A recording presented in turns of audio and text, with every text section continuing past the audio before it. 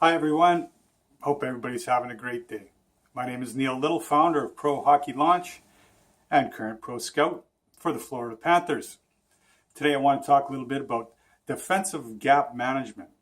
What I mean when I say that is I'm going to be talking to you defensemen and I want to discuss how to best control the gaps. Okay, when I say gaps, I mean the distance between you and the play, whether it's offensively or defensively.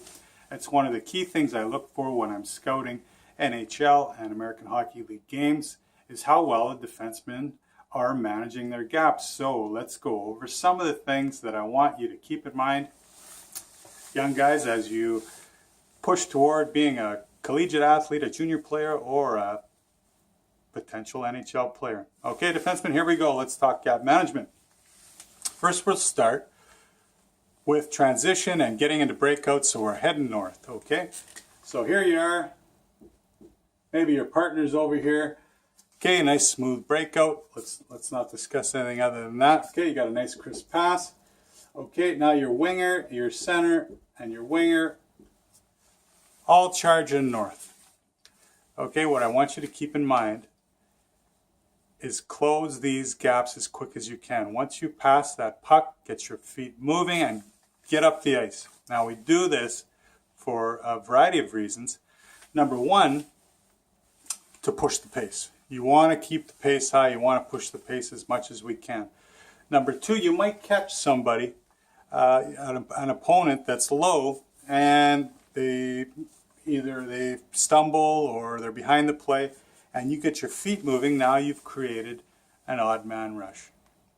And speaking of that, another reason we do it is because of the potential for offense. Okay, so as you join the play, sometimes D, you'll be leading the rush. Sometimes you'll be one of these guys. Okay, so move those feet. Once you get on transition, once you get on the blue line, once you pass that puck and you got a breakout going, move your feet, get up the ice, and close this gap as quickly as possible. Move your feet.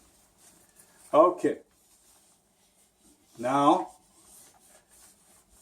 we're going to get in to the offensive zone. Okay, so this will be our offensive zone. And what I mean by offensive zone gaps is, okay, let's say the puck is in the corner and all your defenders start to slide down. Okay, so you've got all your defenders here, maybe you got a D in front. Okay, so all five guys kind of get to that corner, or they're all deep. Defensemen, instead of standing on that blue line, once you see that everybody is low, okay, there's no threat up top here, there's no threat in the high slot, you can cut that gap in half. So instead of staying on the blue line, cut that gap in half, okay, and now you're here. And the reason we do that is any pucks pop out, okay, you're that much quicker to get to the puck, okay, and keep that puck low and keep the play going. Okay, your other defenseman over here can still cover for you, but keep in mind, make sure all your opponents are low before you cut that gap in half. Okay, that's a point to keep in mind. Okay, next up are neutral zone gaps. Okay, so let's call this the neutral zone. Right in here, as the play develops and you're on defense, you're skating backwards now. Okay, this is your net down here, you're defending down here, you're skating this way. As the play progresses, make sure, number one, okay, you're not giving him too much. We've already discussed on cutting that gap in half. Number two, make sure you're aggressive enough that you're not giving him a free exit. And number three, don't be so far back that you're giving them free exits out of the zone.